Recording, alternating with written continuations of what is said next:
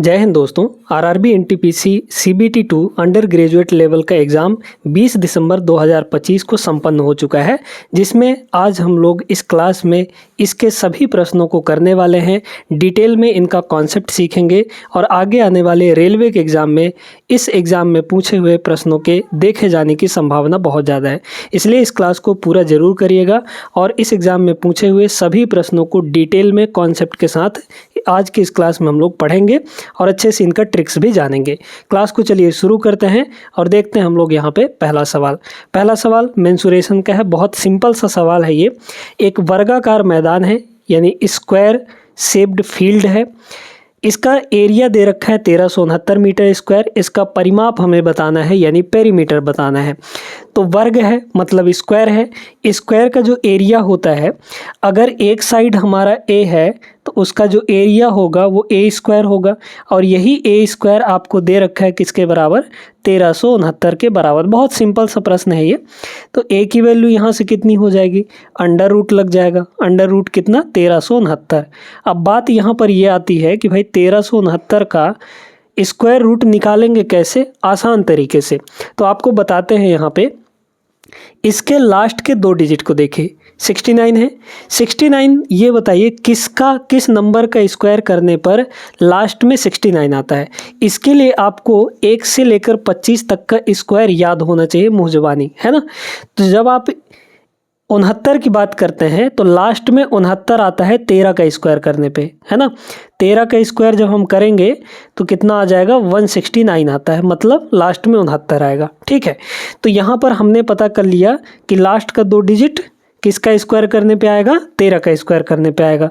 तो अब जो इसका वर्गमूल होगा, इसको आप देखिए, या तो 50 - 13 होगा, 13 कौन सा, ये वाला, है ना, या फिर 50 + 13 होगा, 50 + 13 होगा, या फिर 100 - 13 होगा, या 100 + 13 होगा। ठीक है, अब बात ये है कि यहाँ पर आंसर हमारा करेक्ट क्या आएगा।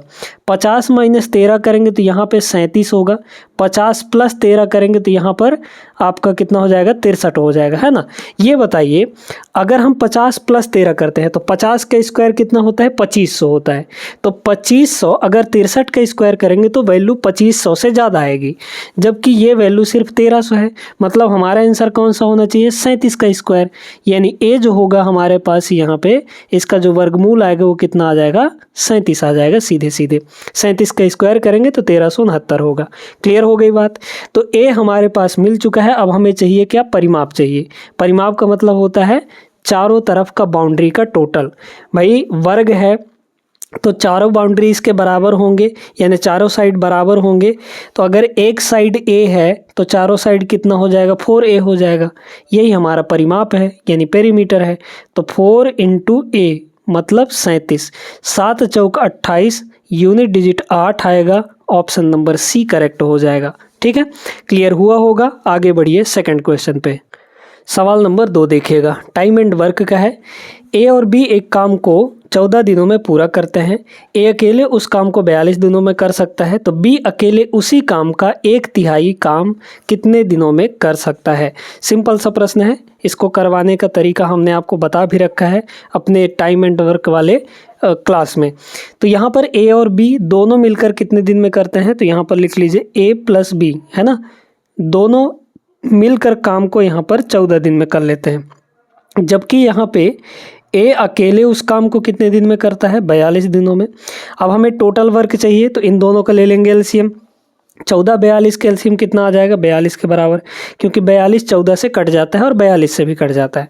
तो टोटल वर्क इतना ही करना है, 42 ठो, है ना। अब इफ़िशियंसी निकाल लीजिए। तो 42 टोटल काम 14 दिन में कर रहे हैं ये दोनों मिलकर, तो एक दिन में कितना काम करेंगे, 42/14 यानी कि 3 यूनिट काम। फिर 42/42 यानी 1 यूनिट काम। तो ए जो है एक दिन में 1 यूनिट काम कर रहा है और दोनों मिलकर 3 यूनिट काम कर रहे हैं। इसका मतलब ये हुआ कि बी कितने दिन में कितना यूनिट काम कर रहा होगा एक दिन में, टोटल 3 यूनिट, जिसमें से ए जो है 1 यूनिट कर रहा है तो बी मतलब 2 यूनिट कर रहा होगा, क्योंकि दोनों मिलाकर 3 यूनिट कर रहे हैं। तो बी हमारा 2 यूनिट काम कर रहा है, यानी बी की इफ़िशियंसी 2 आ गई। एक दिन में 2 यूनिट काम हो रहा है बी द्वारा। बी अकेले उसी काम का 1/3। अब ये बताइए काम कितना है हमारे पास 42, इसका कितना 1/3 मतलब 1/3 काम। इतना काम करना है और एक दिन में ये कितना काम कर रहा है, 2 यूनिट काम कर रहा है, तो टोटल उसको टाइम इतना ही लग जाएगा। वर्क अपॉन एफिशिएंसी है ना, तो ऊपर हो जाएगा 14×3=42 मतलब 14/2 यानी कि 7। सीधे सीधे 7 दिन आंसर आएगा, ऑप्शन नंबर बी होगा। आगे बढ़ते हैं नेक्स्ट पे। अगला क्वेश्चन हाइट एंड डिस्टेंस का है। हाइट एंड डिस्टेंस वाले चैप्टर को जब हम पढ़ा रहे थे तो आपको सिर्फ 2 ही फिगर बताए थे, उसी दोनों फिगर से आपके हाइट एंड डिस्टेंस के कंप्लीट सवाल लग जाते हैं सारे के सारे। और आज के इस क्वेश्चन को लगाने के लिए उन्हीं तरीकों का यूज़ करने वाले हैं। फिलहाल यहाँ भी आपको अच्छे से डिटेल में समझाएंगे, ठीक है। एक घर की छत पर एक खंभा खड़ा हुआ है। घर की ऊंचाई 25 मीटर है। बिंदु P से घर के शिखर का उन्नयन कोण मतलब एंगल ऑफ एलिवेशन कितना है, 45 डिग्री, और बिंदु P से खंभे के शिखर का उन्नयन कोण 60 डिग्री है। बिंदु P भूतल पर स्थित है। फिर यहाँ पर खंभे की ऊंचाई कितनी होगी, ठीक है।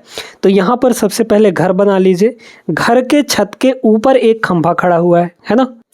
तो सबसे पहला काम हमारा होता है डायग्राम बनाना। डायग्राम में सबसे पहले यहाँ पे ज़मीन बना लेंगे। मान लीजिए ये हमारा हो गया ज़मीन, है ना। इस ज़मीन पर यहाँ पे एक घर बना लेते हैं, ठीक है। यहाँ पे ये हमारा एक घर हो गया। इस घर के ऊपर एक खंभा खड़ा हुआ है, तो ये हो गया हमारा खंभा।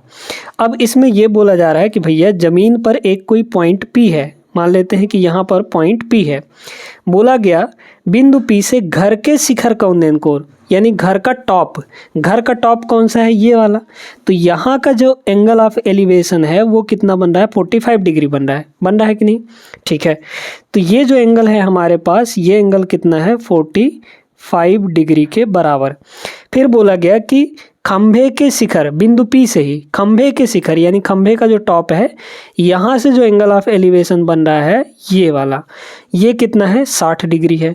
मतलब ये टोटल एंगल कितना हो जाएगा, यहाँ पर ये जो पूरा एंगल है ये कितना बनेगा, अच्छा यहाँ पे ये एंगल, ये टोटल 60 डिग्री के बराबर है ना। पूछा गया है खंभे की ऊंचाई कितने मीटर होगी। अच्छा, घर की ऊंचाई आपको दे रखी है, ये आपका 25 है ना। घर की ऊंचाई कितनी है, 25 है। मतलब यहाँ से लेकर यहाँ तक ये आपको 25 मीटर दे रखी है। अब आपको यहाँ पे एक चीज़ बता देना चाहते हैं, ये बताइए अगर हम बड़े वाले ट्रायंगल को छोड़ दें, है ना, तो छोटे वाले ट्रायंगल में देखिए यहाँ से ये पॉइंट, फिर P पॉइंट और ये पॉइंट, है ना। ये बताइए, हम यहाँ पे थोड़ा सा और समझाते हैं आपको अच्छे तरीके से, है ना, डिटेल में ही पढ़ा देते हैं। अगर ये 45 डिग्री है ना, ये 45 डिग्री है, ये तो ऑलरेडी 90 डिग्री होता है। अगर ये 45 है तो ये कितना होगा, ये भी 45 होगा, क्योंकि तीनों एंगल मिलाकर 180 डिग्री होता है और होने चाहिए, है ना। तो अगर ये 90 है तो ये 45 मिलाकर 90 होना चाहिए, ठीक है। मतलब यहाँ से अगर देखा जाए तो ये एंगल भी 45, ये एंगल भी 45। और ट्रायंगल का एक रूल होता है कि इक्वल एंगल के सामने के साइड इक्वल होते हैं। मतलब अगर इस 45 के सामने जो भी होगा, x है मान लीजिए, तो इस 45 के सामने भी उतना ही एंगल होगा। ये बात क्लियर हो गई। तो अगर हम यहाँ से देखना चाहें, ये 45 है तो इस वाले में ये भी 45 डिग्री हो जाएगा कि नहीं। इस वाले फिगर को थोड़ा सा बड़ा करते हैं यहाँ पर, ताकि आपको और अच्छे से समझ में आए, है ना, ये चीज़। बाकी ये डायग्राम से ही सवाल आपका पूरा बन जाएगा। अब बताइए, ये 45 हो गया, तो इस 45 के सामने अगर 25 मीटर है तो इस 45 के सामने भी आपका 25 मीटर हो गया। मतलब घर के बेस से पॉइंट P तक का डिस्टेंस कितना होगा, 25 मीटर होगा। क्लियर हो गई बात। अब इसके बाद एक और डायग्राम आपको बना के समझाते हैं। देखिए यहाँ पे अगर 30-60 का कॉम्बिनेशन बन रहा है, ये मान लीजिए 30 डिग्री है ना, 30 डिग्री है, और ये तो 90 होगा, तो 30 ये है अगर, तो दोनों मिलाकर 90 होने चाहिए। मतलब ये 60 होना चाहिए, 60 होना पड़ेगा इसको, तब तो 60 30 90 90 180 हो जाएगा। अब देखिए 30 के सामने जो भी होगा हमारा, मान लेते हैं x, 60 के सामने जस्ट √3 गुना हो जाता है, किसका, x का। 30 के सामने अगर x है, कुछ भी है, 60 के सामने कितना होगा, उसका रूट 3 गुना हो जाएगा। या फिर इसी को अगर हम ये कहें कि 60 के सामने जो भी होगा 30 के सामने उसका डिवाइड बाई रूट 3 हो जाएगा। क्लियर हो गया। और 90 के सामने 2 गुना हो जाता है, 90 के सामने 2 गुना हो जाएगा इस वाले का। क्लियर हो गया। अब चलिए, अगर आप ये समझ गए हैं तो इस वाले डायग्राम में आइए ज़रा।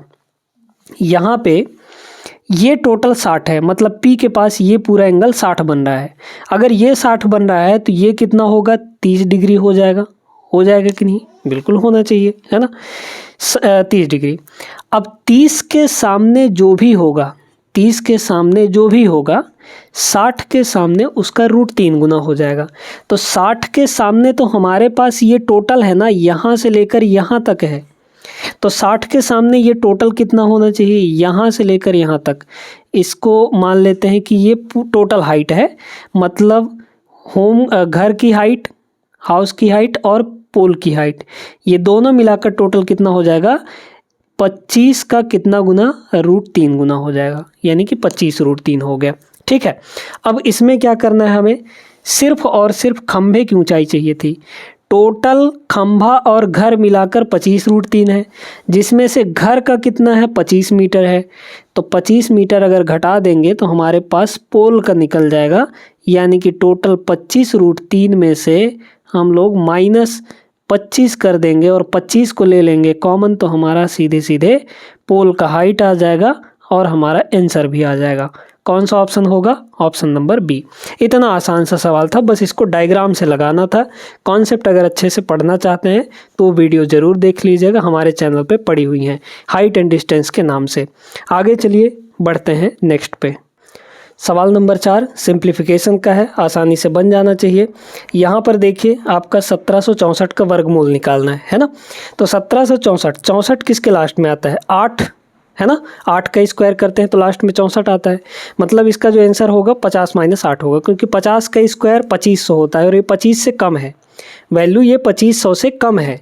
तो 2500 से कम जब है तो इसका जो स्क्वायर रूट होगा वो 50 से कम होगा, मतलब 50 - 8 होगा।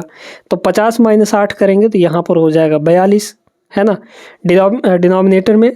अब इसका देखिए, यहाँ पे ये कितना हो जाएगा, 25, मतलब 5 का स्क्वायर होता है, तो ये भी 2500 से कम है, यानी कि 50 - 5, 50 - 5 यानी 45 हो जाएगा। तो इसका स्क्वायर रूट हमारे पास 45 आ गया, है ना, क्योंकि दोनों में स्क्वायर रूट लगा है तो दोनों का निकालना पड़ेगा। फिर मल्टीप्लाई 625, 625, 625, 25, 25 पंचे 625, नहीं, एक सेकंड, इसका जो वर्गमूल होगा, इसका वर्गमूल कितना होगा, यहाँ पे 25 होता है ना, हाँ ठीक है। 625 का वर्गमूल यहाँ पे 25 आ गया, 25 × 25 625 होता है। ठीक है। फिर इसके बाद यहाँ पर देखिए, यहाँ पे आपका कितना हो जाएगा, 441, 441 का वर्गमूल यहाँ पे 21 हो जाता है। फिर माइनस, अब यहाँ पर आपको थोड़ा सा दिमाग लगाना पड़ेगा, एक फार्मूला बताते हैं आपको।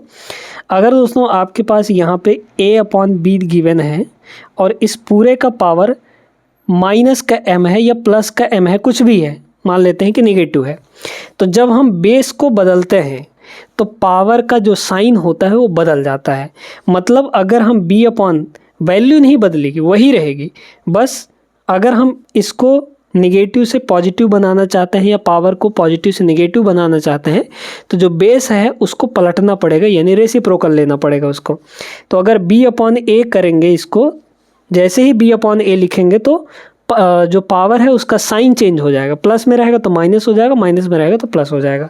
यहाँ नेगेटिव m है तो यहाँ पे पॉजिटिव m, वैल्यू वही रहेगी, है ना, चेंज नहीं होगी। ऐसे ही इसमें भी करना है। अगर यहाँ पे देखा जाए ये -2 है पावर, अगर पॉजिटिव पावर बनाना चाहते हैं तो 3/4 को 4/3 लिखना पड़ेगा और इसका हमें यहाँ पे करना पड़ेगा स्क्वायर। अब देखिए बड़े गौर से, 21 से ये 2 बार में कट गया, 5 से काटेंगे ये हो जाएगा 5 और 5 से काटेंगे ये हो जाएगा 9, यानी आ कितना गया, 5 दूना 10, 10/9 आया, 10/9, फिर माइनस 4 का स्क्वायर 16, 16/9 आ जाएगा, 3 का स्क्वायर 9 होता है ना। तो 10 में से 16 जाएगा तो माइनस का आएगा वैल्यू, माइनस का कितना हो गया 6 और 9 तो दोनों में है, तो -6/9 यानी कि माइनस का 2/3 आएगा answer. Option number D correct हो जाएगा। आगे बढ़िए नेक्स्ट क्वेश्चन पर। सवाल नंबर 5 ये रहा दोस्तों, 9900 को 3 व्यक्तियों ए बी सी के बीच विभाजित करना है।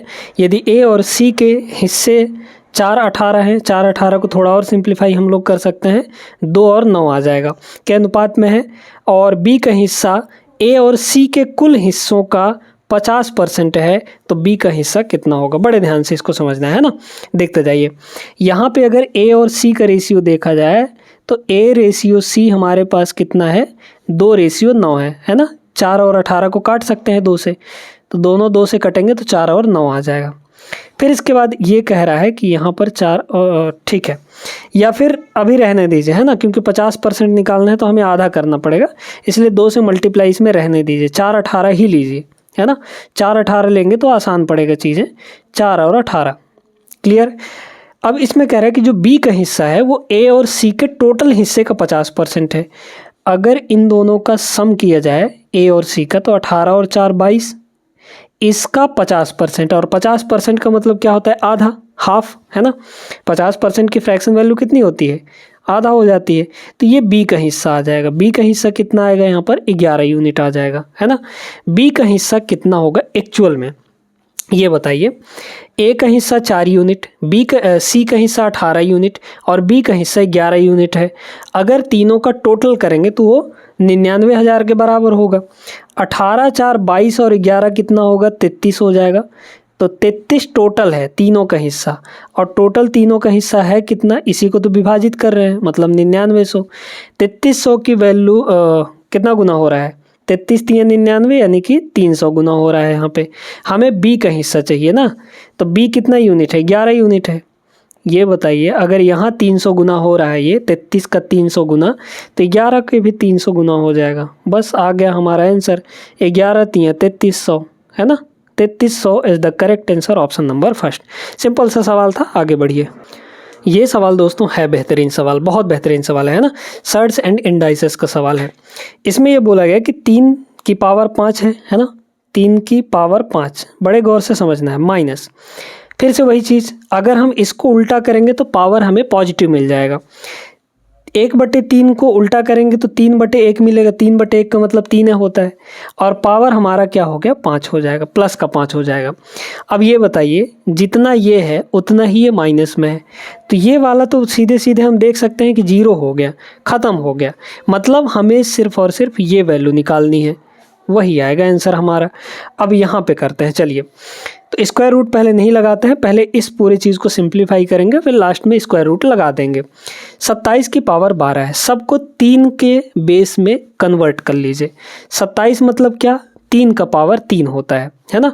तो 3 का पावर यहाँ पर 3 हो गया, और इस पूरे का पावर भी आपको दे रखा है 12, प्लस 9 क्या होता है, 3 का स्क्वायर होता है, यानी 3 का पावर 2, और इस पूरे का पावर आपको दे रखा है 13। डिनोमिनेटर में क्या होगा, यहाँ पे आपको दे रखा है 27, 27 का मतलब वही 3 का पावर 3, और इस पूरे का पावर कितना है 6, फिर प्लस 9 है, मतलब 3 का स्क्वायर, और इस पूरे का पावर यहाँ पे 14 है। थोड़ा आगे बढ़िए, यहाँ पे आप जानते हैं कि पावर आपस में मल्टीप्लाई हो जाते हैं जब ब्रैकेट लगा होता है, तो यहाँ पे क्या हो जाएगा, 12 3 36, मतलब 3 की पावर यहाँ पे 36, प्लस यहाँ 3 की पावर 26, ये हो गया डिनोमिनेटर। 3 का पावर यहाँ पर 18 है ना, और प्लस यहाँ 3 का पावर 14 दूना 28 हो जाएगा। अब देखिए कॉमन कितना ले सकते हैं, यहाँ 3 जो है 36 बार मल्टीप्लाई हुआ है, 3 की पावर 36 का मतलब यही ना हुआ कि 3 जो है 36 बार मल्टीप्लाई हुआ है, यहाँ 3 26 बार मल्टीप्लाई हुआ है, तो हम ज़्यादा से ज़्यादा 3 की पावर 26 कॉमन ले सकते हैं, यानी कि 36 को 3 बाहर ले सकते हैं। तो अगर 36 को 3 यानी कि 3 का पावर 26 को 3 है ना, 3 की पावर 26 अगर कॉमन लेंगे तो यहाँ 10 तो 3 बच जाएगा है ना, यानी कि 3 का पावर 10 बचेगा। यहाँ क्या बचा, 1 बचा है ना, मल्टीप्लाई में 1 बचा। डिनोमिनेटर यहाँ कितना है, यहाँ भी देखिए 18 इसमें है, इसमें 28 ठो 3 है, तो मतलब ज़्यादा से ज़्यादा तो 18 ठो ही 3 कॉमन ले सकते हैं, यानी कि 3 की पावर 18 यहाँ कॉमन आएगा। यहाँ बचा 1 प्लस 3 की पावर यहाँ पर भी 10 बचेगा, क्योंकि 28 में से 18 ठो ले लिए हैं तो 10 ठो बचेगा। ये दोनों सेम चीज़ें हैं। जब सेम चीज़ें हैं और मल्टीप्लाई में है तो ये ख़त्म हो गया, कट गया। हमारे पास यहाँ पे 3 की पावर 26, यहाँ 3 की पावर 18। एक और सर्टेन इंडाइसेस में आप पढ़े होंगे कि a की पावर अगर m है डिवाइड बाई b की पावर अगर a की पावर n है ना, बेस अगर सेम है और डिनोमिनेटर डिवाइड हो रहा है तो ये ऊपर जाके अपना साइन बदल लेगा, मतलब a पावर m तो रहेगा ऊपर, माइनस n हो जाएगा, यानी घट जाता है पावर, है ना। तो इसमें भी पावर घट जाएगा आपका, कितना हो जाएगा इसका आंसर बताइए। 3 की पावर यहाँ पे 26 ऊपर ही रहेगा, 18 ऊपर जाके घट जाएगा, तो 26 में से अगर 18 घटा देंगे तो हमारे पास 8 मिलेगा, यानी 3 की पावर 8 आ गया। अब बात करते हैं, हमने इस अंदर वाले को पूरा सॉल्व किया तो ये आ गया। और इसका हमें क्या लेना है, वर्गमूल ले लेना है।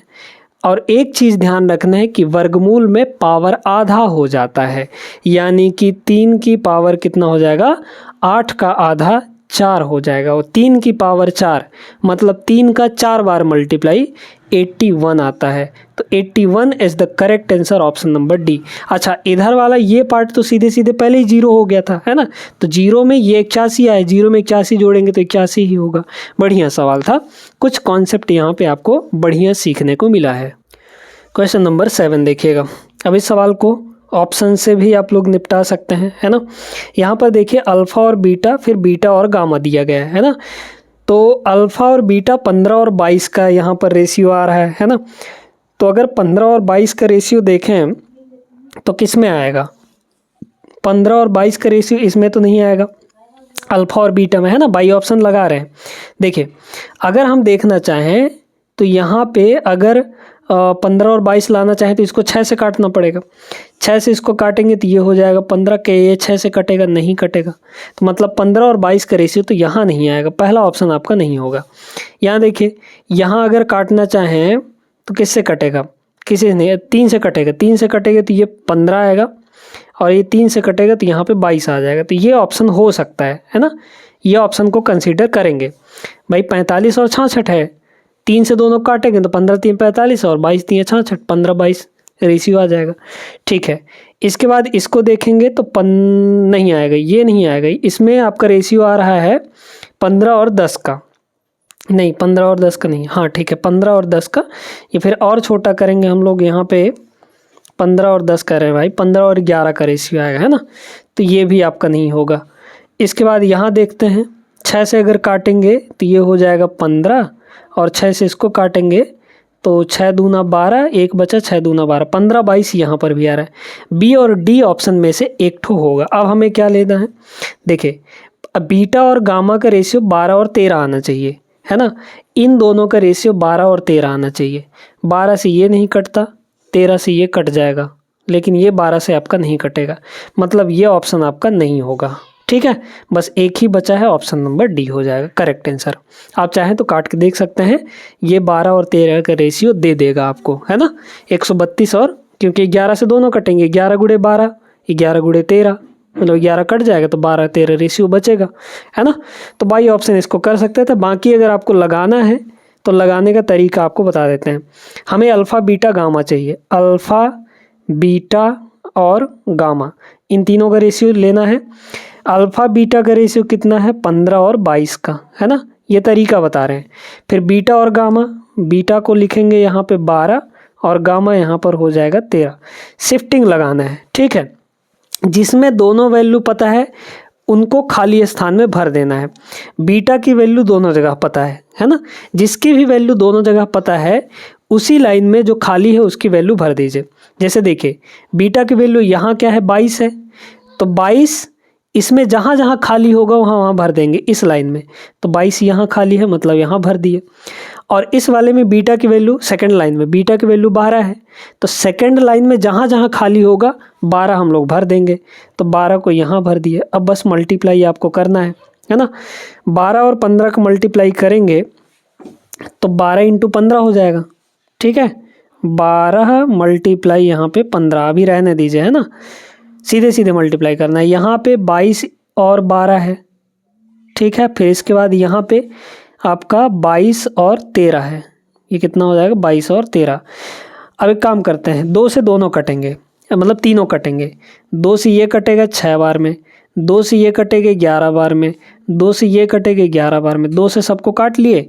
अब नहीं कटेगा कोई तो सीधे सीधे 15 छक्के 90, 11 गुणे 12 132 है ना, और 11 गुणे 13 143। तो तीनों का जो रेशियो आया वो आ गया 90, 132 और 143। Option number D is the correct answer. तो ये तरीका लगाकर भी आप लोग लगा सकते हैं, बाकी ऑप्शन से चेक करना चाहें उससे भी कर सकते हैं। इस सवाल में तो कुछ भी नहीं है, ओरली भी इसको लगाया जा सकता है ना। यहाँ देखिए x दोनों जगह मल्टीप्लाई होगा तो बन जाएगा 5x²। देखते जाइएगा बस, है ना, या फिर डायरेक्ट हम लोग करते हैं। चलिए एक बार लिख भी देते हैं, आपको अच्छे से क्लियर हो जाए। 5x² माइनस यहाँ पे हो जाएगा 5x, है ना, प्लस 7x² और माइनस का 7 दूना 14 होगा, प्लस का यहाँ पर 15 हो जाएगा। बताइए कितना होगा। यहाँ x² है, यहाँ x² है, दोनों प्लस में है तो 7 और 5 12x² आ गया आंसर, है ना। और यहाँ माइनस 5x वाला तो कुछ है नहीं, कहीं x वाला नहीं है, एक ही जगह है, तो यहाँ पे हो गया 5x और यहाँ कितना आएगा प्लस का 1 आ जाएगा, है ना। 15 में से 14 गया, option number C right answer रहा। सिंपल सा 2 सेकंड का सवाल था, बाकी इसमें कुछ नहीं था। टाइम एंड वर्क का एक और सवाल है अपने सामने। यदि ए और बी मिलकर किसी कार्य को 10 दिनों में पूरा करते हैं, बी अकेले उसे 15 दिनों में पूरा कर सकता है, तो ए अकेले उस कार्य को कितने दिनों में पूरा करेगा। ठीक है, बढ़िया सवाल, देखते जाइएगा। ए और बी मिलकर कितने दिन में कर रहे हैं, तो वही ए प्लस बी लिख लेंगे हम लोग यहाँ पे, है ना। ए प्लस बी कितने दिन में पूरा कर रहे हैं, 10 दिनों में, जबकि बी अकेले काम कर रहा है 15 दिनों में, तो यहाँ पे लिख लेंगे 15। ए अकेले उसी काम को कितने दिन में करेगा, है ना। तो 10 और 15 के एलसीएम 30 आ जाएगा। टोटल काम हमें 30 करना है। 30/10 आएगा 3, 30/15 आ जाएगा 2 यहाँ पर। क्लियर, मतलब ए और बी दोनों मिलकर 3 यूनिट काम कर रहे हैं एक दिन में। इफ़िशियंसी का मतलब यही होता है। बी अकेला 2 कर दे रहा है, तो अगर दोनों मिलकर 3 कर रहे हैं जिसमें से बी 2 कर रहा है, तो ए कितना कर रहा होगा, ए 1 कर रहा होगा। तो ए की इफिशियंसी टोटल 3 में से बी का घटा लेंगे तो 1 आ जाएगा। तो 3 - 2 यानी कि 1 यूनिट आ गया। ए अकेले उसी काम को कितने दिन में पूरा करेगा, काम कितना है टोटल 30। इस 30 काम को एक दिन में एक काम करते हुए कितना दिन में कर पाएगा, 30 दिन में। आ गया आंसर हमारा, है ना, ऑप्शन नंबर सी। सिंपल सा था, इसमें भी ज़्यादा कुछ करना नहीं था। क्वेश्चन नंबर 10 देखिएगा, है सिंपल सा सवाल, भले इतना लंबा चौड़ा लिखा गया है तो इससे आप पे ध्यान नहीं देना है, बस जल्दी जल्दी पढ़िए। अतुल की मासिक आय 16,000 है, वह किराए पर 5,500 और बिलों पर 2,500 रुपये खर्च करता है और शेष राशि हर महीने बचाता है। बताइए, 16,000 कमाया, 5,500 ये किराए पर दिया घर का, और बिलों पर यानी बिल्स में 2,500 रुपये खर्चा कर दिया। यानी कितना टोटल खर्च कर चुका है अभी तक, 5,500 और 2,500 जोड़ेंगे तो 8,000 हो जाएगा, है ना। यानी 8,000 खर्च कर दिया। जब 8,000 खर्च कर दिया तो उसकी बचत कितनी हो गई, शेष राशि हर महीने बचा लेता है वो। ये बताइए कि अगर वो सिर्फ और सिर्फ यहाँ पे 8,000 खर्च कर दे रहा है तो बचाएगा कितना, उसकी जो बचत है, बचत कितनी हो गई यहाँ पे, बचत है ना, बचत कितनी हो गई 8,000। भाई 16,000 में से 8,000 खर्च कर दिया टोटल, तो 8,000 बचाएगा वो, मतलब उसकी सेविंग 8,000। यदि एक महीने में वह अपने जन्मदिन के जश्न के लिए अपनी पूरी मासिक बचत का खर्च कर देता है तो उसकी पूरे वर्ष की कुल बचत कितनी होगी, ये बताइए। एक साल में टोटल पूछा गया उसका सेविंग कितना होगा, लेकिन एक साल में तो 12 महीने होते हैं, हर महीने अगर वो 8,000 बचा रहा है तो टोटल 12 महीने में 12 × 8 = 96,000 बचाना चाहिए उसको। ऑप्शन नंबर डी आप कर सकते हैं, लेकिन जल्दबाजी नहीं करिए। इसमें कहा गया है कि यदि एक महीने में वह अपने जन्मदिन के जश्न के लिए अपनी पूरी मासिक आय खर्च कर देता है, मतलब जिस महीने उसका बर्थडे था उस महीने का जो भी सेविंग था वो ख़त्म कर दिया। मतलब यहाँ पे 8,000 पहले से वो खर्चा कर दे रहा था और उस महीने जिस महीने उसका बर्थडे था उस बचत को भी खर्च कर दिया। मतलब एक महीने का पूरा पैसा ख़त्म हो गया, मतलब एक महीने का बचत यहाँ पे नहीं जुड़ेगा। तो टोटल सिर्फ और सिर्फ 11 महीने का बचत यहाँ पे हम लोग ले लेंगे। तो ये बताइए, एक महीने में जब 8,000 बचाता है तो 11 महीने में कितना बचाएगा, 11 × 88,000। तो 88,000 इसका आंसर आएगा। जल्दबाजी में गलती नहीं करिएगा, ऑप्शन नंबर बी होगा, ना कि डी हो जाएगा, है ना। सिंपल सा सवाल था ये। परसेंटेज का क्वेश्चन है। पूर्णांक 100 वाली परीक्षा में बी ने 54 अंक प्राप्त किए और ए ने 75 अंक प्राप्त किए। ए के अंक बी के अंकों का कितना है। जो ए का अंक है, ए का अंक कितना है यहाँ पर, ए का अंक 75 है, ठीक है। बी के अंकों का कितना है, तो बी के अंकों का यानी कंपैरिजन किससे हो रही, तुलना किससे की जा रही है, बी के अंकों से। किसके अंकों को, ए के अंकों को, है ना। यही ना पूछा गया है कि ए के जो अंक हैं वो बी के अंकों का कितना है, तो बी के अंकों का बोला है जिससे कंपैरिजन की जाती है वो वैल्यू आपकी नीचे होती है। तो यहाँ पर डिनोमिनेटर में क्या हो जाएगा, बी के अंक हो जाएंगे, और बी के अंक हैं कितने यहाँ पे 54 अंक, ठीक है। क्लियर हो गया, बस यही था हमारा, अब कुछ नहीं है। तो इसमें देखिए क्या है, इसको परसेंट में चेंज करना है, तो परसेंट में चेंज करना है तो 100% से मल्टीप्लाई कर देंगे, बस यही काम था हमारा, और कुछ नहीं करना है ना।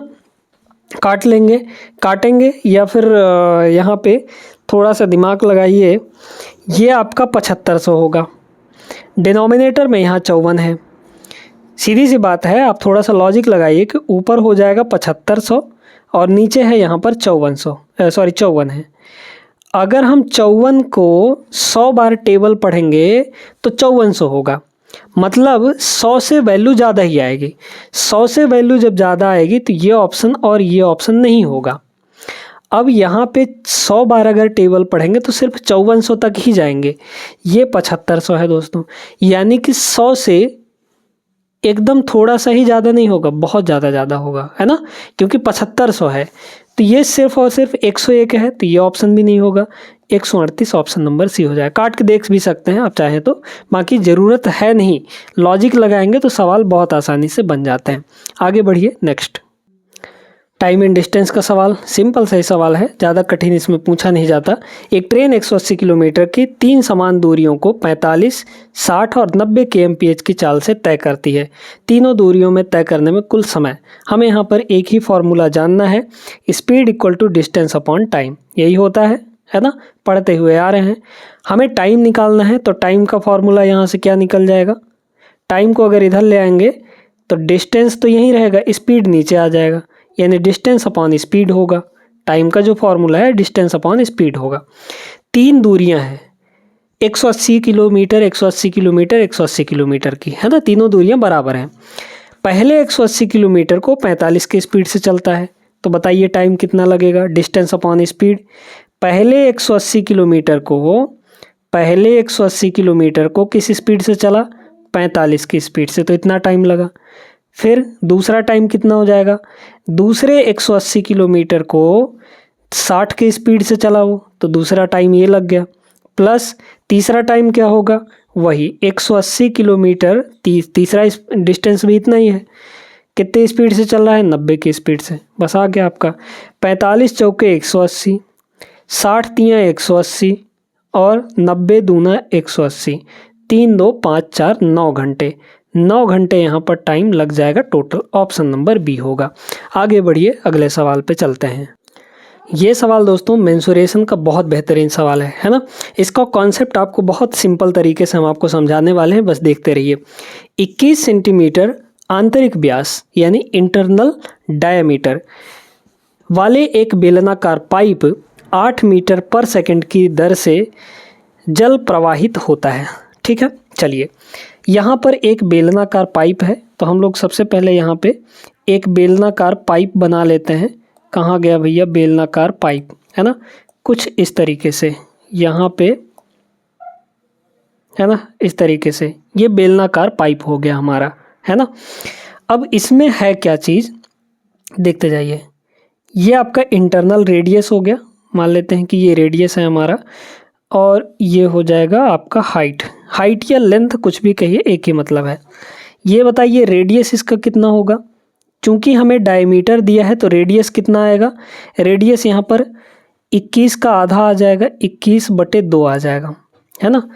और एक चीज़ और है यहाँ पे, ये जो रेडियस है ये सेंटीमीटर में दिया है, बाकी सारी चीज़ें यहाँ पे मीटर में है, तो इसको भी मीटर में बदल लेते हैं। तो नीचे 100 से मल्टीप्लाई करना पड़ेगा, तो नीचे कितना हो जाएगा, 200 हो जाएगा, है ना। तो बस ये आपका बदल जाएगा मीटर में, है ना, कन्वर्ट हो गया रेडियस मीटर में। अब ये बताइए, बड़े ध्यान से जो चीज़ यहाँ पे बताने जा रहे हैं उसको समझिएगा आप, है ना। यहाँ पे कह रहा है कि इसमें जो पानी बह रहा है उसकी स्पीड दे रखी है 8 मीटर पर सेकेंड। स्पीड मतलब 1 सेकंड में 8 मीटर, 1 सेकंड में 8 मीटर पानी दूर चला जाएगा, है ना। तो ये बताइए, मान लेते हैं कि यहाँ से 1 सेकंड में पानी इतना दूर आ गया, इतना दूर, और ये दूरी हम लोग मान लेते हैं कि 8 मीटर है ना। तो पानी यहाँ से यहाँ तक 1 सेकंड में आ रहा है इस पाइप में, है ना। बाकी पाइप तो लंबी होगी, हमने सिर्फ इतना ही लिया है जितना 1 सेकंड में पानी जा रहा है, जितना दूर, है ना, पाइप के अंदर। तो पाइप के अंदर 1 सेकंड में इतना ही पानी आ रहा है। अब हम इतने यहाँ से यहाँ तक टोटल पानी जो भरा हुआ है 1 सेकंड में जितना पानी गया है उसका वॉल्यूम पता कर लेंगे। और उसका वॉल्यूम कैसे पता करेंगे, सिलेंडर का वॉल्यूम को फार्मूला लगाकर। सिलेंडर का वॉल्यूम का फार्मूला क्या होता है, वॉल्यूम का फार्मूला पाई रेडियस का स्क्वायर इंटू एच, एच का मतलब यही है ना 8, या एच डायरेक्टली लिख लीजिए, ये आपका हाइट है ना। इसके बाद देखिए यहाँ पे कुछ चीज़ें और, इसके बाद यहाँ पे देखा जाए, चलिए पहले वैल्यू रख देते हैं, या फिर वैल्यू नहीं भी रखेंगे तो भी कोई दिक्कत नहीं। ये बताइए यहाँ पे अगर हम आपसे कहें कि भाई 1 सेकंड में इतना ही वॉल्यूम पानी का जाएगा, इतना ही जाएगा, है ना, क्योंकि 1 सेकंड में इतना ही आ रहा है। तो 1 सेकंड में जब इतना वॉल्यूम जा रहा है, हमें टोटल किसको भरना है, इतने विमाओं वाले, ये डायमेंशन वाले खाली आयताकार टंकी को भरने में पाइप को कितने मिनट का समय लग जाएगा। ये बताइए, यहाँ पर एक आयताकार या घनाभाकार टंकी है, टंकी का हाइट लेंथ, ब्रेड्थ और हाइट दे रखा है, तो हमें उसका टोटल वॉल्यूम पता चल जाएगा, मतलब उसमें टोटल कितना पानी आएगा ये पता चल जाएगा। तो ये बताइए, टाइम डायरेक्टली अगर निकालना चाहें तो यहाँ से फॉर्मूला क्या बनेगा, टाइम अगर डायरेक्टली निकालना चाहें तो हमें टोटल कितना वॉल्यूम भरना है, टोटल कितना वॉल्यूम भरना है, 12 इंटू 9 इंटू यहाँ पर 4.41, है ना, इतना वॉल्यूम भरना है। क्योंकि घनाभ का जो वॉल्यूम होता है वो लेंथ, ब्रेड्थ इंटू हाइट तीनों का मल्टीप्लाई होता है, तो तीनों का मल्टीप्लाई हमने कर दिया, इतना वॉल्यूम भरना है। और 1 सेकंड में कितना वॉल्यूम भरा जा रहा है, तो 1 सेकंड में इतना ही वॉल्यूम भर रहे हैं, है ना।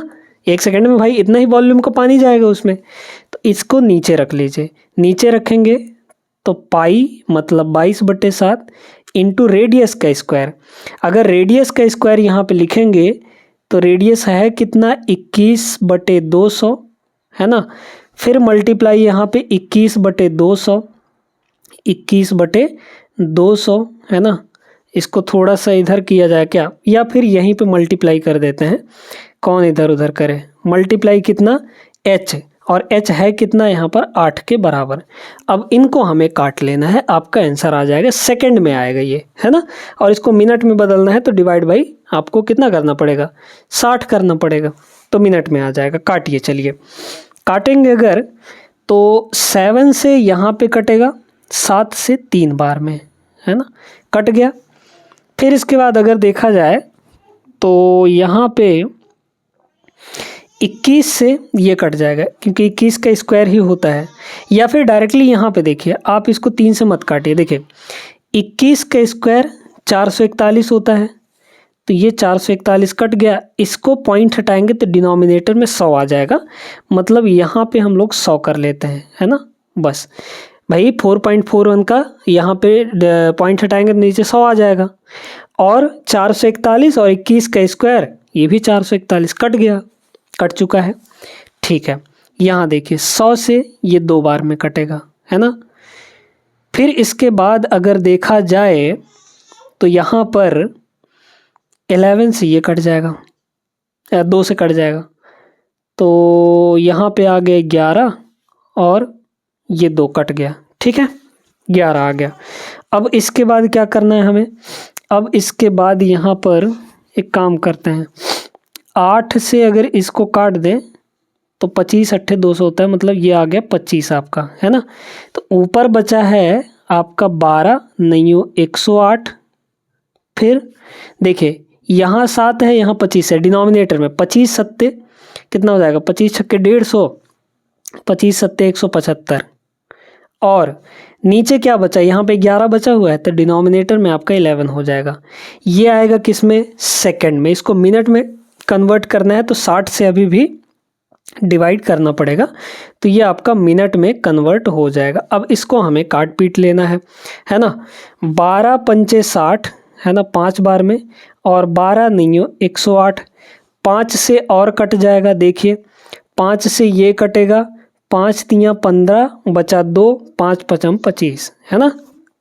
ठीक है, अब तो नहीं कटेगा, तो 35 गुणे 9 डिवाइड बाई 11 कर लेंगे हम लोग, है ना। तो 35 को 9 से मल्टीप्लाई करेंगे, 9 पंजे 45 बचा 4, 9 3 27 और 27 4 31 आ जाएगा। 315 डिवाइड बाई 11, काटिए, 11 3 33 नहीं है, 11 दूना 22, ठीक है। फिर बचा यहाँ पर आपका 9, 95 हो गया, 11 8 88, यानी 28 पॉइंट समथिंग आएगा। Option number B is the right answer. बहुत इंपॉर्टेंट सवाल था, आई होप समझ गए होंगे, थोड़ा कैलकुलेशन था भी इसमें, तो क्लियर हो गया। आगे बढ़ते हैं, क्वेश्चन नंबर 14 देखिएगा। मुकुंद ने बैंक में 57,000 जमा किए, वार्षिक चक्रवृद्धि ब्याज के रूप में संयोजित करने पर यदि पहले वर्ष का ब्याज 10% और दूसरे वर्ष का ब्याज पिछले वर्ष की तुलना में 3% बढ़ जाती है, तो उसे 2 वर्षों में कितना चक्रवृद्धि ब्याज मिलेगा। ब्याज कितना मिलेगा ये हमें यहाँ पे बताना है ना। चलिए देखते हैं यहाँ पर। तो सबसे पहले देखा जाए यहाँ पे कि भाई 2 साल अलग अलग रेट है ना। तो पहले साल कितना रेट है यहाँ पे, पहले साल 10%, पहले साल 10%, दूसरे साल 3% बढ़ जाता है, 10 में 3 बढ़ाएंगे तो 13% ब्याज लगेगा। और चक्रवृद्धि ब्याज में सक्सेसिव ब्याज लगता है, समझ रहे हैं, सक्सेसिव ब्याज लगता है। सक्सेसिव ब्याज का मतलब क्या हुआ कि पहले साल का जो ब्याज रहेगा दूसरे साल में उस ब्याज पर भी ब्याज लगता है, जबकि सिंपल इंटरेस्ट में ऐसा नहीं होता।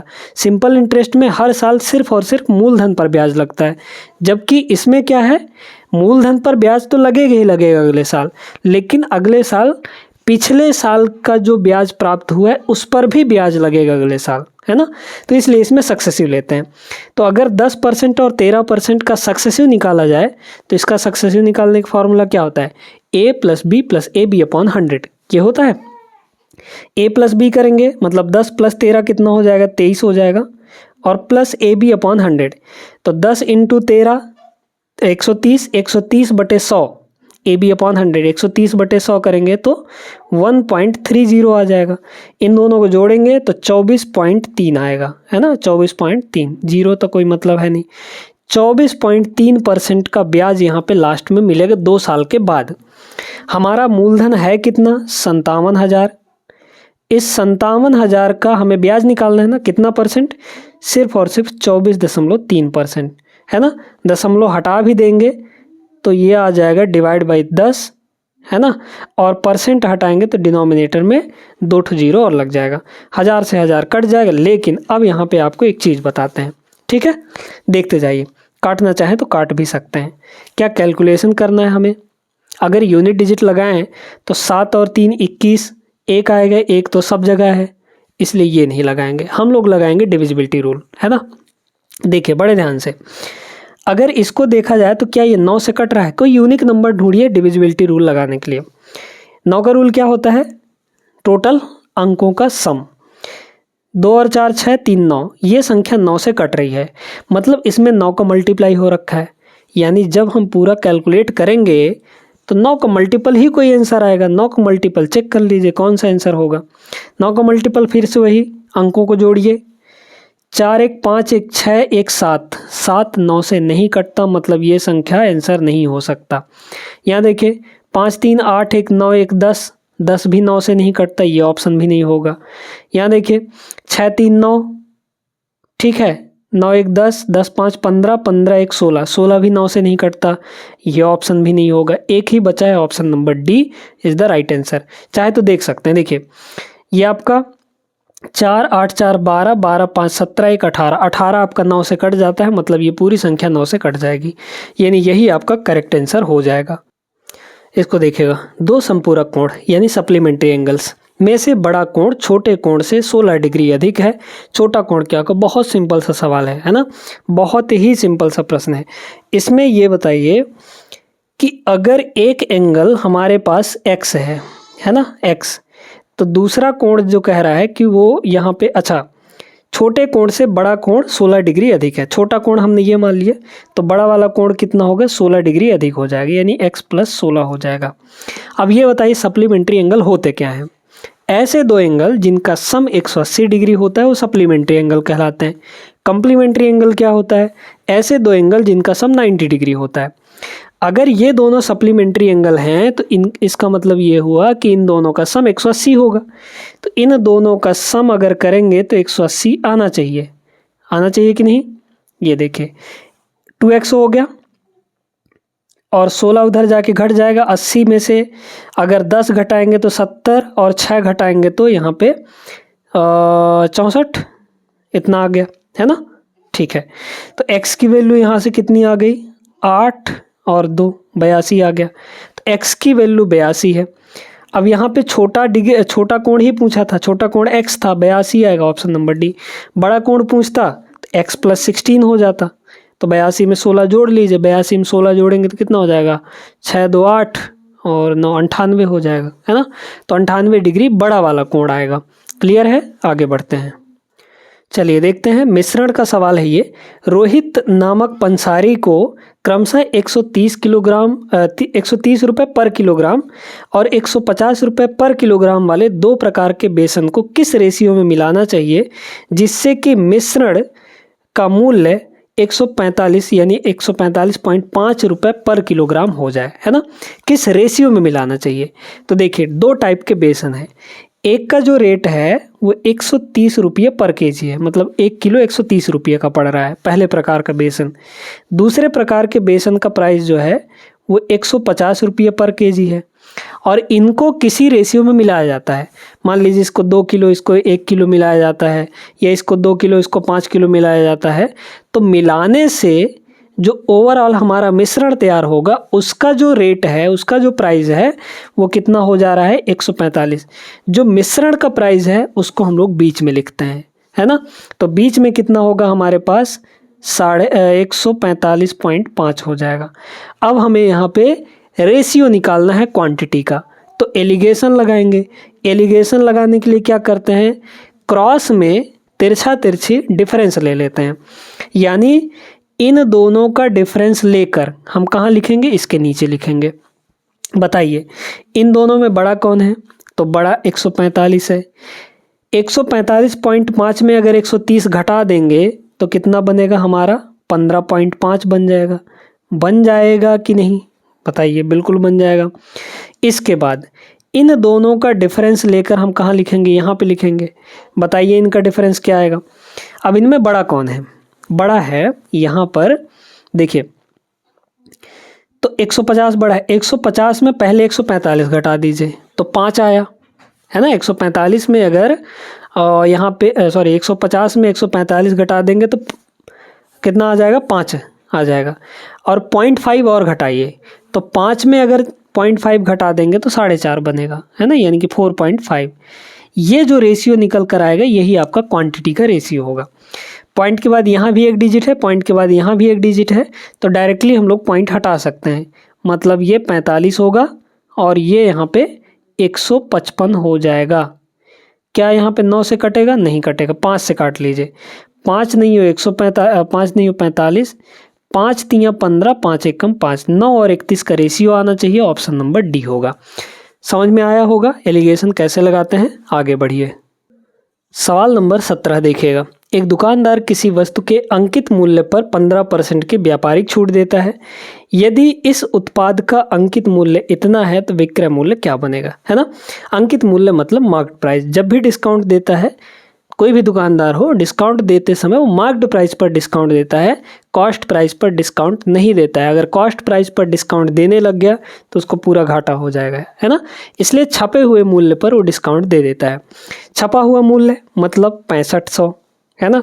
ये जो 6500 है ये अंकित मूल्य है, और अंकित मूल्य जो होता है वो 100% होता है ना, क्योंकि इसी पर डिस्काउंट दिया जाता है। तो यहाँ पर अगर देखा जाए तो 100% की जो वैल्यू है यानी मार्क्ड प्राइस वो है कितनी, 5600 रुपये, सॉरी 6500 रुपये, है ना। तो 1% की वैल्यू कितनी हो जाएगी, 65 हो जाएगी। 6500 डिवाइड बाई 100 करेंगे तो 1% की वैल्यू आ जाएगी। तो इसका विक्रय मूल्य चाहिए। ये बताइए 100% का अंकित मूल्य था, 15% अगर डिस्काउंट दे दिया तो कितने का बिकेगा वो सामान, 100 माइनस 15 यानी 85% में बिकेगा। तो हमें सीधे सीधे यहाँ पे 85% की वैल्यू निकालनी है ना, यानी विक्रय मूल्य। 1% की वैल्यू 65 आया था ना भाई, 6500 डिवाइड बाई 100 करेंगे तो 1% की वैल्यू आ जाएगी, और 85% की वैल्यू निकालनी है तो 85 से मल्टीप्लाई। अब यहाँ पे मल्टीप्लाई करना है ना। एक काम करिए, देखिएगा यहाँ पर इसके बीच में कोई वैल्यू आ रही है क्या, इनके बीच में अगर देखा जाए तो 65, 75, 85 यानी कि 75 आ रहा है, और 75 के स्क्वायर से 2 कम हो, 2 नहीं 10, 100 कम हो जाएगा। 75 का स्क्वायर कितना होगा, 7 अट्ठे 56, 56 25, उसमें से 100 घटा देंगे तो 55 25, ऑप्शन नंबर ए हो जाएगा। अब इसको लगाए कैसे, आपको तरीका बताते हैं, देखते हैं। ये जो है 75 से 10 कम है, ये 75 से 10 ज़्यादा है, यानी इनके बीच वाला नंबर हमें ढूंढना है। ये वाला 75 से कितना कम है, 10 कम। ये वाला 75 से 10 ज़्यादा है ना, 10 ज़्यादा है यहाँ पर। बस a plus B, a minus B जानते हैं ना, a minus B a plus B मतलब a का स्क्वायर माइनस b का स्क्वायर। a का स्क्वायर मतलब 75 का स्क्वायर, ये मल्टीप्लाई करने के तरीके होते हैं। इंटू माइनस b स्क्वायर मतलब 10 का स्क्वायर। अब 75 का स्क्वायर कैसे निकालेंगे, 7 अट्ठे 56 और 5 पचम 25। अच्छा, ये वैदिक मेथड है, ये बता भी चुके हैं आपको, लेकिन अभी फिर से सीख लीजिए, है ना। 56 25 में 100 घटा देंगे तो 55 25 आ जाएगा, 55 25। अब यहाँ पे आप सोच रहे होंगे 75 का स्क्वायर इतनी जल्दी कैसे आ गया। देखिए बताते हैं, यहाँ पे किसी भी नंबर कि यूनिट डिजिट में अगर 5 है तो उसका स्क्वायर निकालना आसान होता है। जैसे यहाँ पे आपका 75 है, अगर हम इसका स्क्वायर निकालना चाहें तो 1 सेकंड में निकाल सकते हैं। क्या, देखिए 5 का पहले स्क्वायर लिख लेना है। ये ट्रिक सिर्फ और सिर्फ उसी के लिए जिसके यूनिट डिजिट में 5 होगा, उसका स्क्वायर। और यहाँ पे जो नंबर है 10th डिजिट में, या जो भी इधर नंबर है 5 को छोड़कर इधर जितने भी नंबर होंगे उसमें से उसके अगले नंबर को मल्टीप्लाई कर देना है। यानी 7 का अगला नंबर कौन आएगा, 8 आएगा। तो 7 को 8 से मल्टीप्लाई कर देंगे, 7 अट्ठे 56, 56 25 इज़ द करेक्ट आंसर, मतलब 75 का स्क्वायर 56 25 आएगा। समझ में आया। तो ये तरीके हैं। आगे बढ़िए नेक्स्ट क्वेश्चन पर। क्वेश्चन नंबर 18 देखिएगा। धारा की दिशा में चाल 115 किलोमीटर पर आवर और धारा के विपरीत दिशा में चाल 23 किलोमीटर पर आवर है। किसी स्थान तक जाने और वापस आने में कुल 25 घंटे लगते हैं। नाव द्वारा तय की गई कुल दूरी कितनी होगी, है ना। बढ़िया प्रश्न, बोट एंड स्ट्रीम का है ना। मान लेते हैं कि यहाँ पर यहाँ से लेकर यहाँ तक गया और फिर वापस भी आ रहा है ना। तो आने और जाने में टोटल 25 घंटे लगते हैं। हमें कुल दूरी निकालनी, तय की गई कुल दूरी, यानी जाने में और आने में टोटल कितना दूरी। यहाँ से गया तो धारा की दिशा में, मान लीजिए कि जो धारा प्रवाहित हो रही है वो इसी दिशा में हो रही है ना। तो धारा की दिशा में स्पीड कितनी है, 115 किलोमीटर पर आवर, और धारा के विपरीत दिशा में कितनी है, 23 किलोमीटर पर आवर। बहुत कम है क्योंकि धारा की स्पीड बहुत ज़्यादा होगी, है ना। ठीक है, 23 किलोमीटर पर आवर। मान लेते हैं कि यहाँ से यहाँ तक का जो डिस्टेंस है वो d है। अब d क्या होता है, स्पीड इनटू टाइम, ये तो होता है। डिस्टेंस इक्वल टू क्या होता है, स्पीड इनटू टाइम हो जाता है ना। अच्छा, लेकिन हमें यहाँ पे टोटल टाइम दिया गया है ना, तो टाइम हमें लिखना है। टाइम क्या हो जाएगा, डिस्टेंस अपॉन स्पीड हो जाएगा। चलिए यहाँ से यहाँ तक टोटल d डिस्टेंस मान लेते हैं। तो जाने में कितना टाइम लगेगा, जाने में डिस्टेंस कितना d, स्पीड क्या है 115 है ना, ये जाने का टाइम प्लस आने का टाइम कितना होगा बताइए। डिस्टेंस उतना ही आया, वापस भी उतना ही आएगा, लेकिन अब की बार स्पीड चेंज हो जाएगी, है ना। और ये जो टोटल टाइम है, ये टाइम कितना लग रहा है 25 के बराबर। यहाँ से कैलकुलेट कर लेंगे हम लोग टोटल डिस्टेंस। बताइए 115, अच्छा 25 नहीं है भाई, यहाँ पे 23 है ना, ये 23 हो जाएगा। 115 और 23 के एलसीएम 115 ही आएगा, तो ये हो गए 115। ये एक बार में तो डी होगा, 23 पंजे 115 यानी कि 5D हो जाएगा, है ना। बराबर यहाँ पे कितना है 25 है, ये 6D हो जाएगा। तो डी की वैल्यू यहाँ से कितनी होगी 25 मल्टीप्लाई 115 115। डिनोमिनेटर में 6D था, 5D प्लस 1D 6D, 6 आपका नीचे चला जाएगा, है ना। अब यहाँ से आपको देखना है, देखिए बड़े ध्यान से, ये सिर्फ और सिर्फ D आया है, हमें क्या निकालना है, हमें यहाँ पर दोस्तों 2D निकालना है, क्योंकि हमें टोटल तय की गई दूरी चाहिए, जितना गया उतना वापस भी आया। तो हमें D नहीं चाहिए, D प्लस D चाहिए, यानी कि 2D चाहिए। तो 2D निकालना है तो 2 से इधर भी मल्टीप्लाई, 2 से इधर भी मल्टीप्लाई कर देते हैं, ख़त्म कहानी। इसको कैलकुलेट करना है। अब इसको डायरेक्ट मत लगाइए, यूनिट डिजिट से लगाइए, है ना।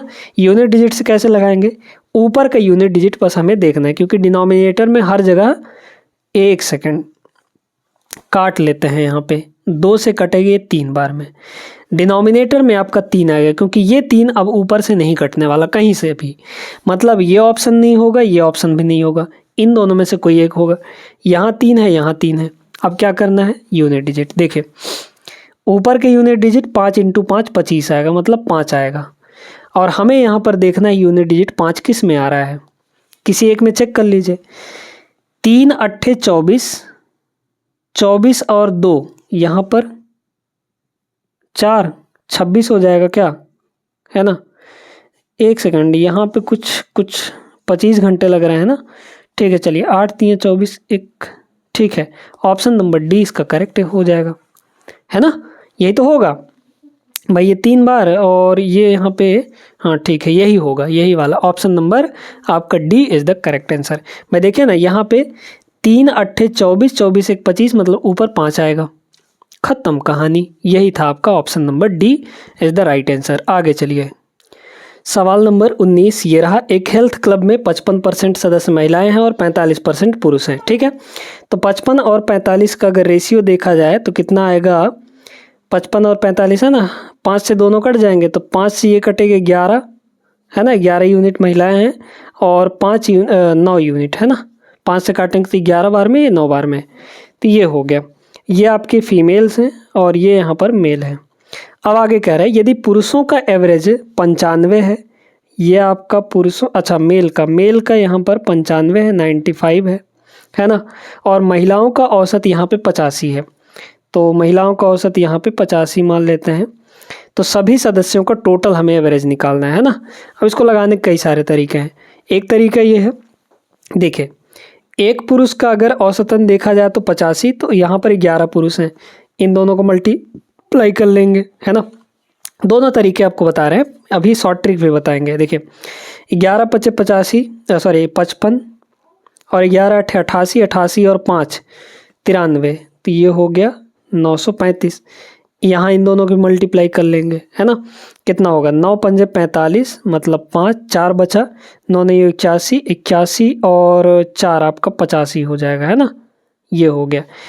तो 9 लोगों के एवरेज ये था, हमें सभी का निकालना है। तो इन दोनों को सम करेंगे और डिवाइड बाई टोटल है कितने, मेल फीमेल 11 और 9 यानी कि 20 हो जाएगा, है ना। इसको काटेंगे तो हमारा आंसर आ जाएगा। देखिए ऊपर वालों को जोड़ेंगे तो 5 5 10 और 5 3 8 1 9 और 9 8 17, 17 और 20, 2 से 0 0 कट जाएगा। 179 का आधा, 180 अगर रहता तो हमारे पास 180 का आधा कितना होता है, 180 का आधा 90 हो जाता है, लेकिन ये एक कम है, मतलब 0.5 कम होगा, तो 89.5 आ जाएगा, है ना। डिवाइड करेंगे 89.5, ऑप्शन नंबर ए होगा।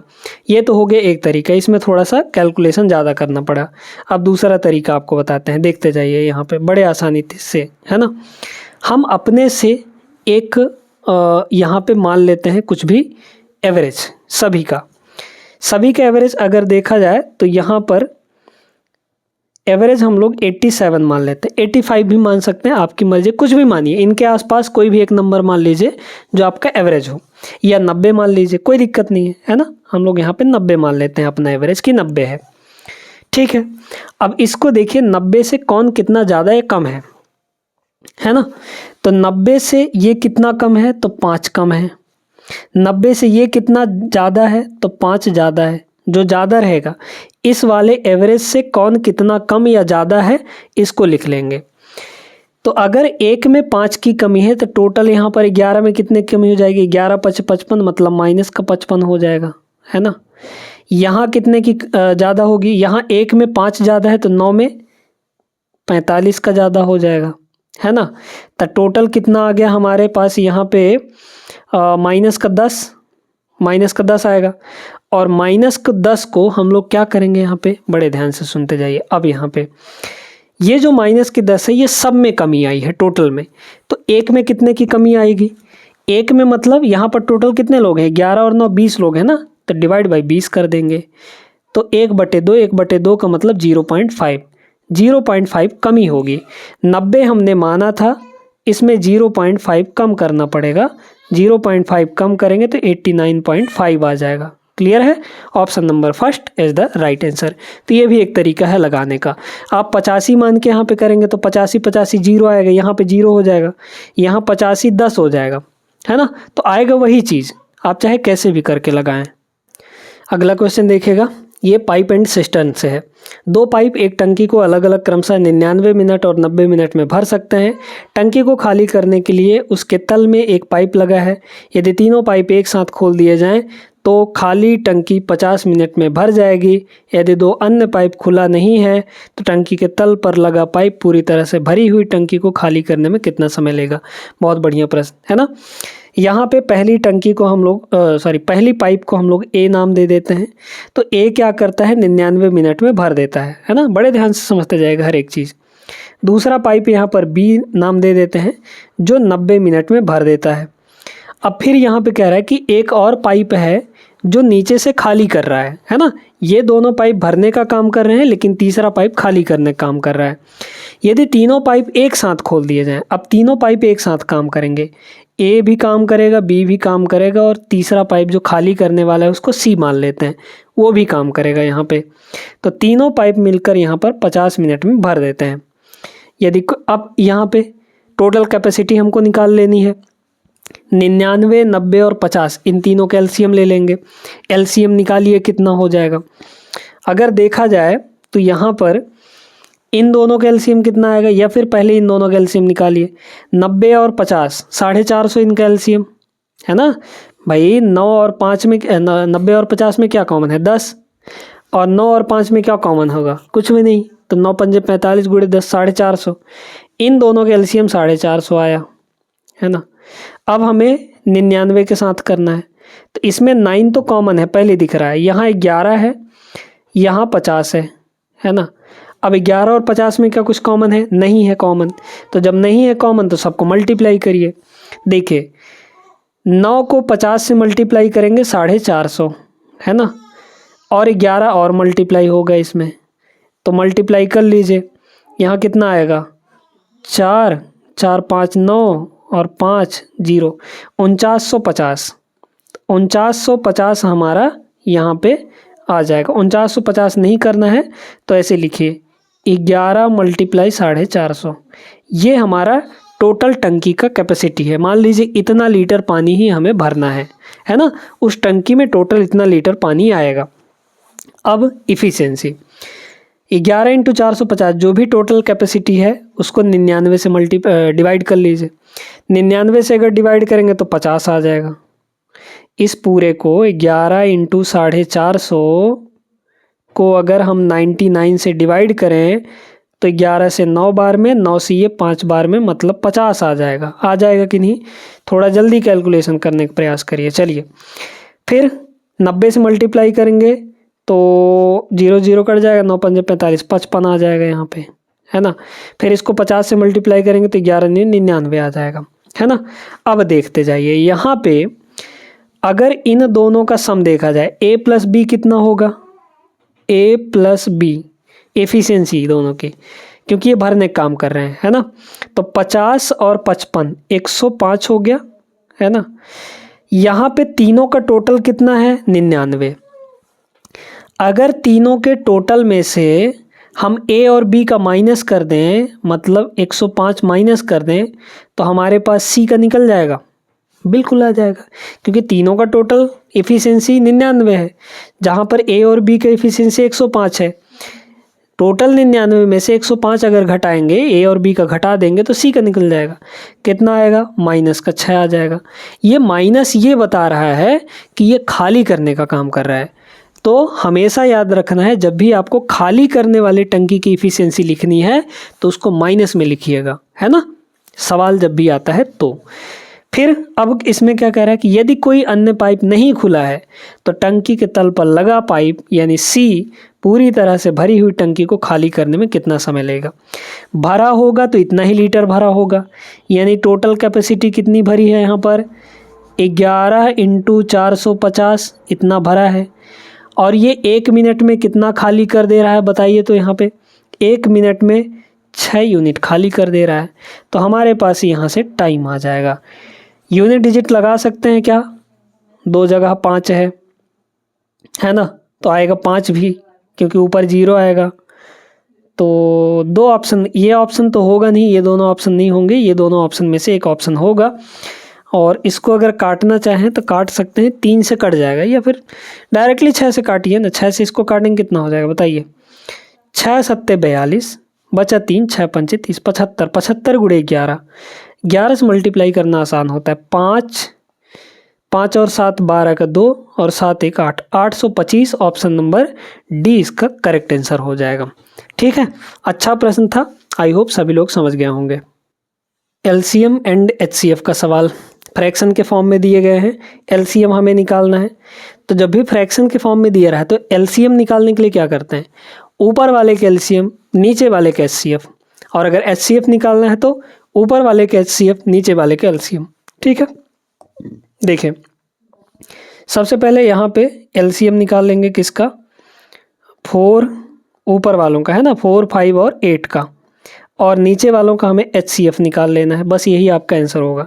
7 21 और 63 आ गया आंसर। कितना होगा, 4 और 5 के एलसीएम 20, 20 और 8 का, या फिर एक काम करिए 4 और 8 के एलसीएम कितना आएगा, 8 आ जाएगा, है ना।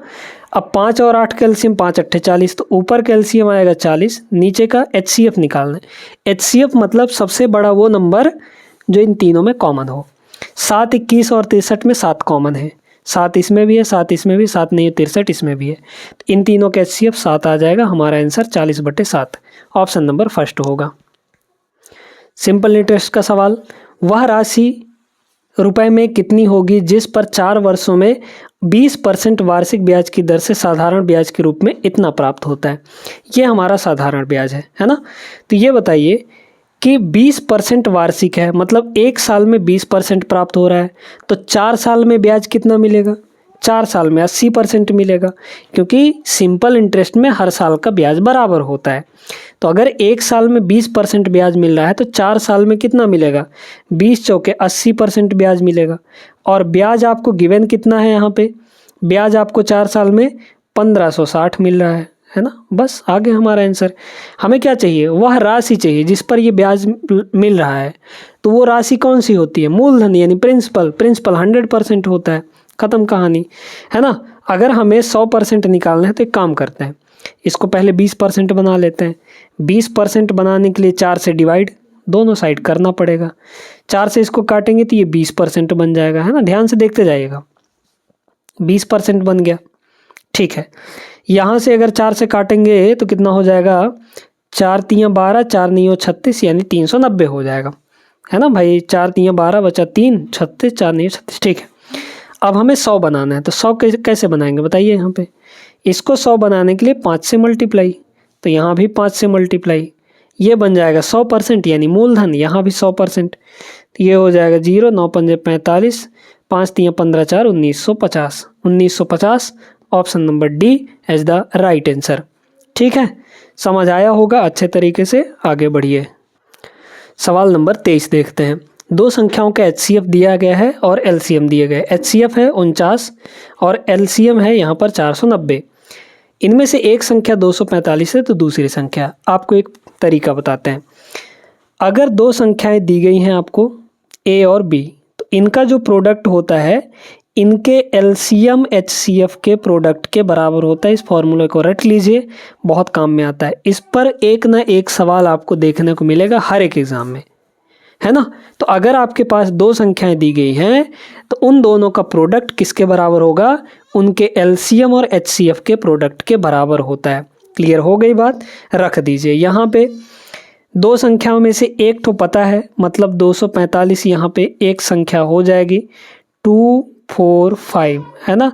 हमें दूसरी संख्या नहीं पता है, रहने दीजिए। LCM दिया है 49 और LCM दिया है कितना? 490 और HCF दिया है यहाँ पर 49। ठीक है, काट लेंगे हम लोग यहाँ पे, तो कितना हो जाएगा? 8, 7 कितनी बार में कटेगा? या फिर 245 का डबल 490 होता है।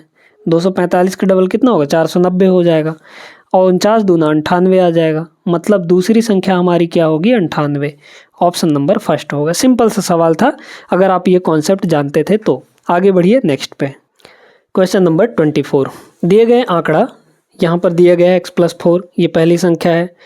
2x - 3 दूसरी संख्या है। 5x तीसरी संख्या है। x+5 ये चौथी संख्या है। और 3x+2 ये पांचवी संख्या है। 5 संख्याएं दी गई हैं। जहाँ x 1 से ग्रेटर है, इसके लिए x एक नेचुरल नंबर भी है, ये भी आपको बता दे रहा है। यदि माध्यिका 7 है तो x का मान कितना होगा, है ना। चलिए, हम यहाँ पर सबसे पहले x का कोई एक वैल्यू लेते हैं जो कि नेचुरल होना चाहिए और 1 से बड़ा होना चाहिए। 2 ले लेते हैं, है ना, 2 ले लेते हैं और इनको असेंडिंग ऑर्डर में बैठा लेते हैं। कौन कहाँ पे आएगा असेंडिंग ऑर्डर में? तो x की वैल्यू हम लोग मान लेते हैं 2 है यहाँ पे, है ना। हमें नहीं पता है कि x की वैल्यू क्या है, बट इनको असेंडिंग ऑर्डर में बैठाने के लिए हम x की वैल्यू कुछ ना कुछ ले लेते हैं। x+4 यानी 2+4 यानी कि 6 आएगा। ठीक है, ध्यान देते रहिएगा। यहाँ पे रखेंगे 2, 2 दूना 4 - 3 यानी 1 आएगा। यहाँ रखेंगे 2 तो 5 दूना ये 10 आएगा, है ना। यहाँ रखेंगे 2 तो 2 1 3 आएगा। यहाँ पे रखेंगे 2 तो 3 दूना 6 2 8 आएगा। असेंडिंग ऑर्डर में बैठाना है, मतलब बढ़ते हुए क्रम में। बढ़ते हुए क्रम में सबसे छोटा कौन है? सेकंड नंबर वाला। सेकंड नंबर पे कौन है? 2x - 3, ये हो जाएगा 2x - 3 पहले नंबर पे। फिर इसके बाद कौन है? 3, मतलब चौथे नंबर वाला। चौथे नंबर वाला यानी ये x+1, है ना, x+1। फिर इसके बाद थर्ड नंबर पे ये आएगा, है ना। थर्ड नंबर पे फर्स्ट नंबर वाला आएगा यानी x+4 आएगा। तो x+ यहाँ पे 4 आ गया। फिर 8 आएगा यानी लास्ट वाला। लास्ट में कौन है? यहाँ पे 3x+2 है। 3x+2 है ना। फिर यहाँ पे एक और बचा है ये बीच वाला, मतलब 5x, तो यहाँ पे 5x ये हो जाएगा, है ना। असेंडिंग ऑर्डर में बैठाने के बाद जो बीच वाली वैल्यू होती है वही तो माध्यिका होता है। अगर 2 इधर छोड़ेंगे 2 इधर छोड़ेंगे तो बीच में हमें कौन दिख रहा है? x+4। यही x+4 क्या होगा? हमारा माध्यिका हो जाएगा, यानी कि मीडियन हो जाएगा। और मीडियन 7 दिया है, तो ये बताइए यहाँ से x की वैल्यू कितनी आ गई? 3 के बराबर। ये जो x की वैल्यू हमने माना था, ये हमने इसलिए माना था ताकि हम इनको देख पाएँ कि असेंडिंग ऑर्डर में किस तरीके से आएंगे, कौन सबसे पहले आएगा, फिर कौन आएगा, फिर कौन आएगा। इस तरीके से हमें जो एक्चुअल x की वैल्यू पता चली है वो यहाँ से पता चली है। Option number A is the right answer. आगे बढ़िए नेक्स्ट पे। सवाल नंबर 25 ये रहा दोस्तों। एक पंखे का अंकित मूल्य 960 है। प्रत्येक पर 25% की 2 क्रमिक छूटें दी जाती है और नगद भुगतान पर अतिरिक्त 15% छूट दी जाती है। नगद भुगतान के बाद, ठीक है, नगद छूट के बाद अंतिम विक्रय मूल्य क्या होगा? चलिए देखते हैं। 960 अंकित मूल्य था हमारा, है ना। 960 उस पर छपा हुआ था पंखे पे। 2 क्रमिक छूट दी गई, है ना। हमें यहाँ पर लास्ट वाला सेलिंग प्राइस बताना है। 2 ठो 25% का डिस्काउंट दिया गया।